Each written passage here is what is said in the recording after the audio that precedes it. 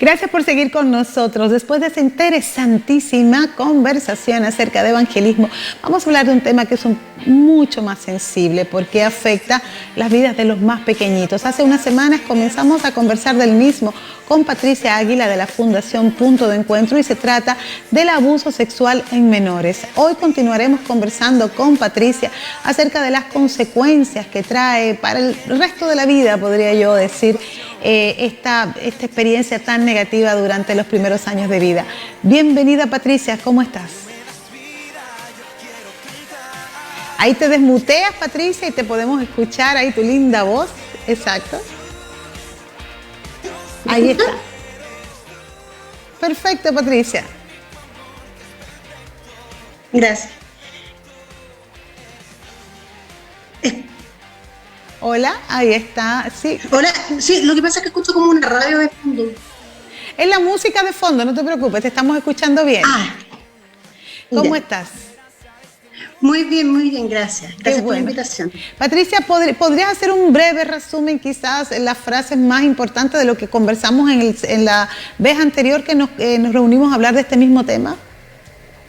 Sí, mira, el resumen de lo que hablamos la semana pasada sería que es muy importante el poder hacer la prevención porque, y de justo de lo que hoy día vamos a hablar, que la prevención evita el traer las consecuencias que ahora vamos a tener. Por lo tanto, tenemos que tener el cuidado de nuestros hijos, educar a nuestros hijos de cómo poder evitar el ser abusados, el tener conciencia de que no nos pueden tocar, y también tener la confianza y crear estos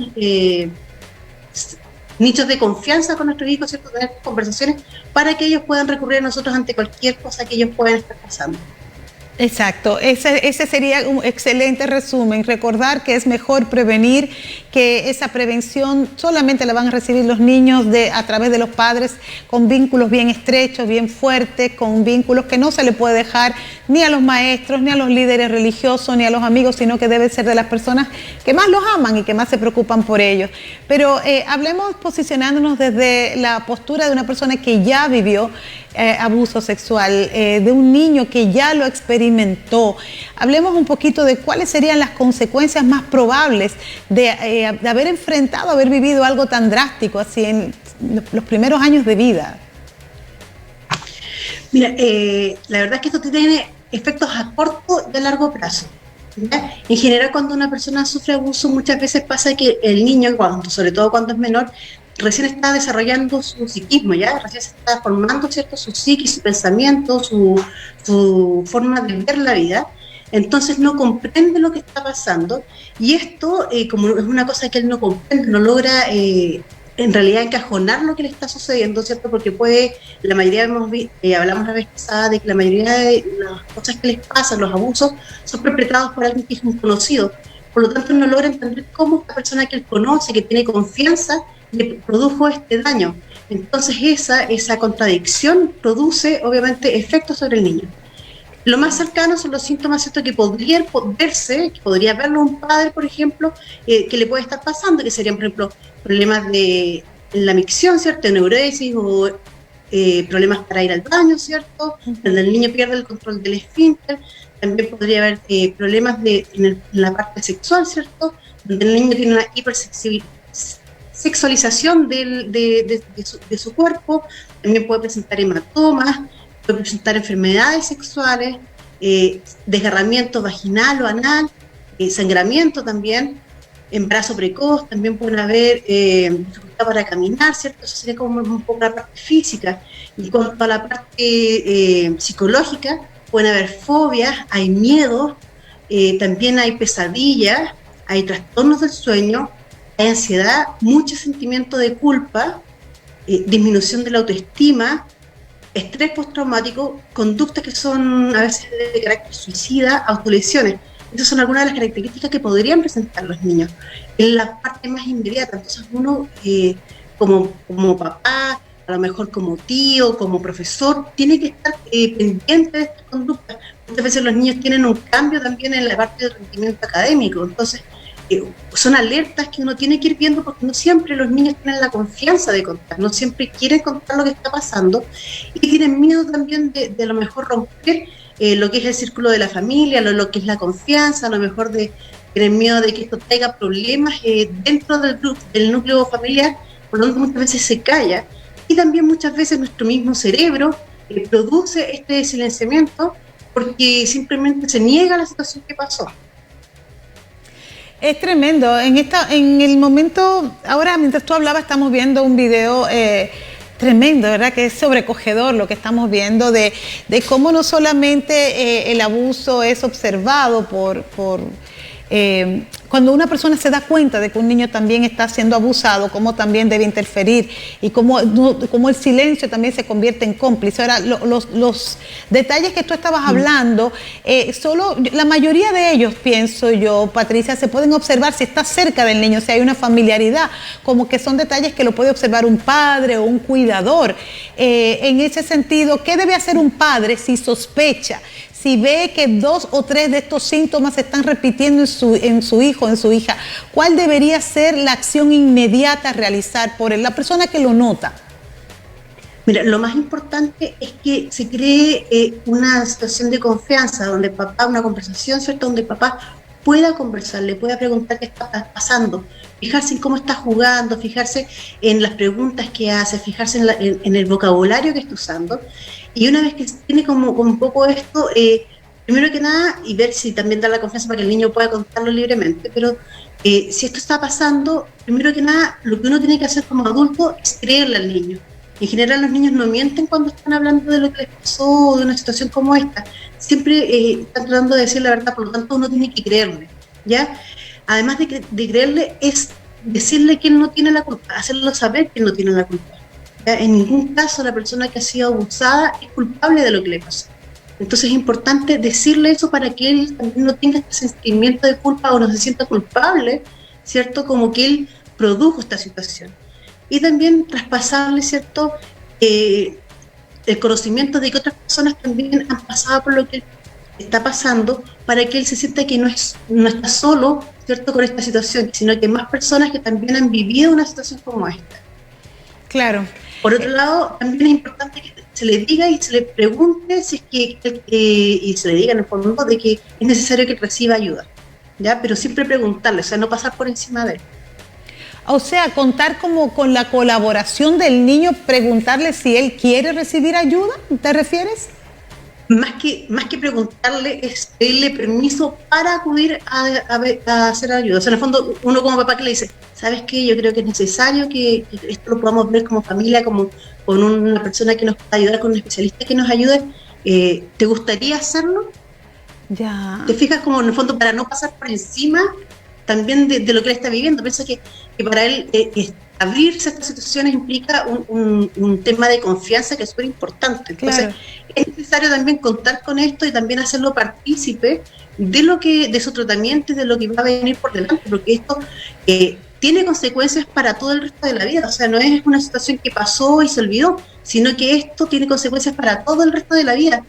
Si tú recibes tratamiento, obviamente vas a poder llevarlo de mucho mejor manera, pero si tú nunca has recibido tratamiento, o si esto pasa inadvertido, ¿cierto?, por la familia, o pasa inadvertido, ¿cierto?, incluso como uno como adulto, nunca lo contó, nunca se borró de la mente, esto a la larga va a traer consecuencias en la parte física, en la parte emocional, en la parte conductual, en la parte sexual, en la parte cognitiva, en las relaciones, en problemas funcionales. O sea, hay una serie de trastornos, claro, que se van a producir.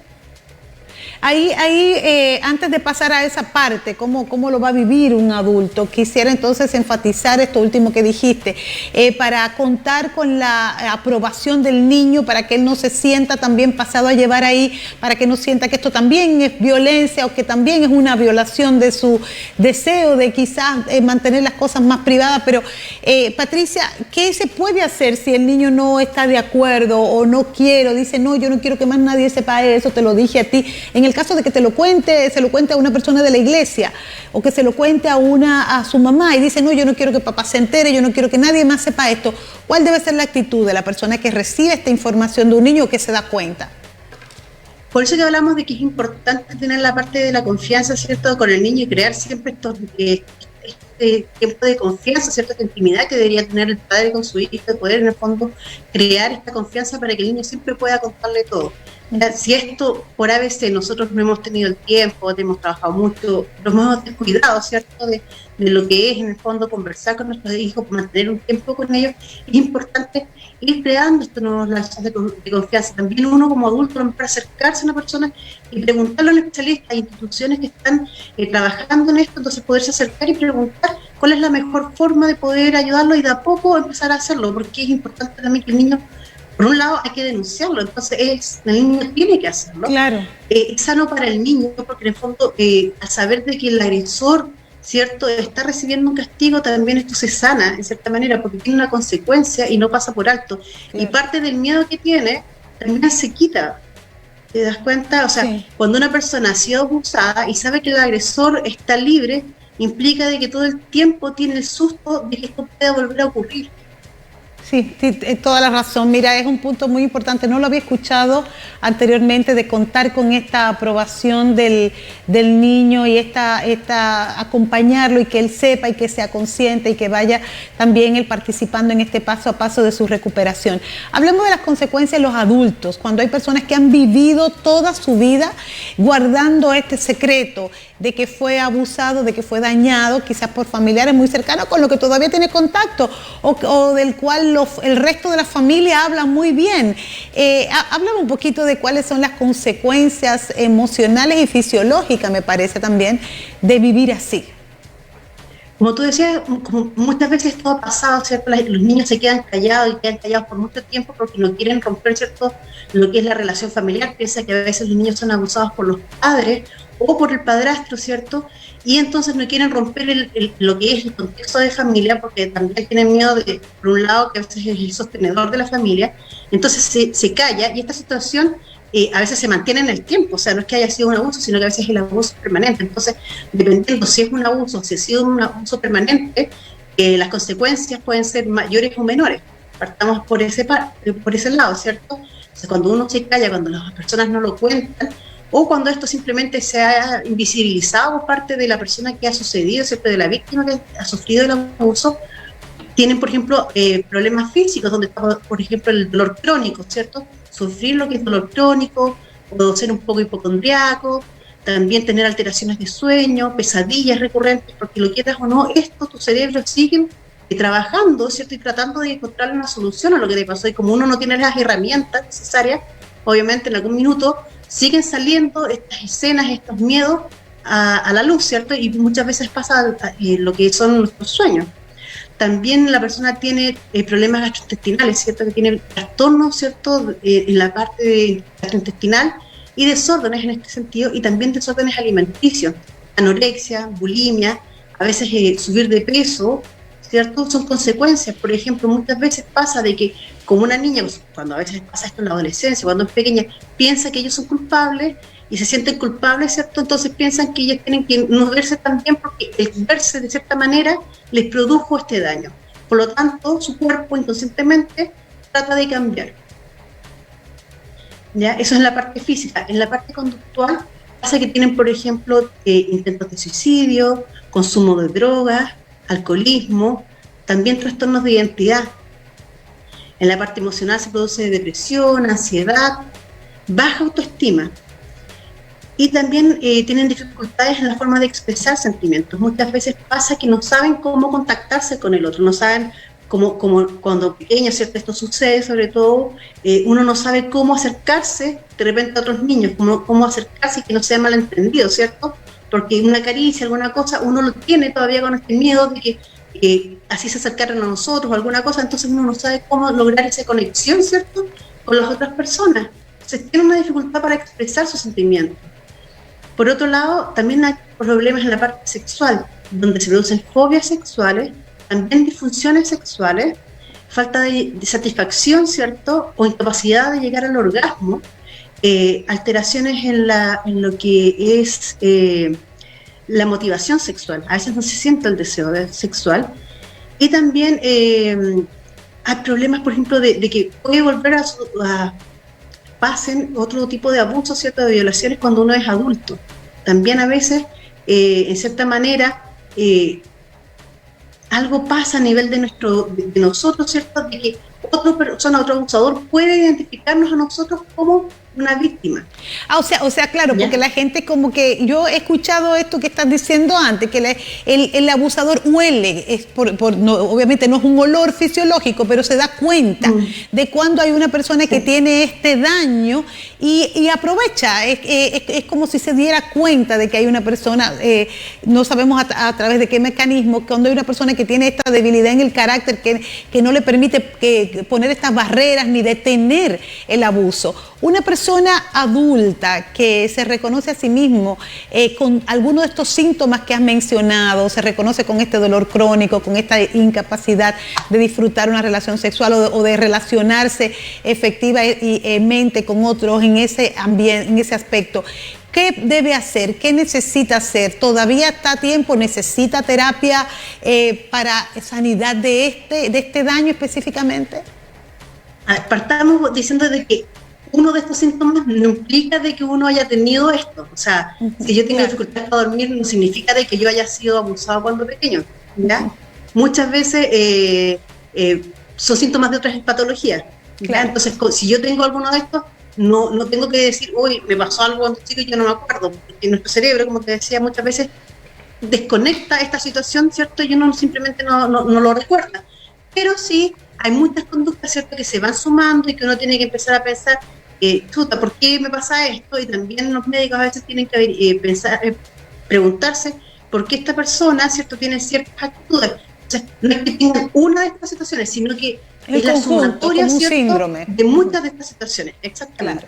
Claro. Si yo también tengo, por ejemplo, problemas, no sé, funcionales como insomnio, pesadillas o trastornos, ¿cierto?, de alimentación junto con todo esto, o hipersexualización, o una masturbación compulsiva, ¿cierto?, o problemas en la parte sexual, ¿cierto?, de disfrutar con mi pareja. Entonces, claro, ahí yo tendría que preguntarme qué está pasando, porque la sumatoria, eso tengo que empezar a ver cuáles son las cosas, ¿cierto?, que tengo en todo esto.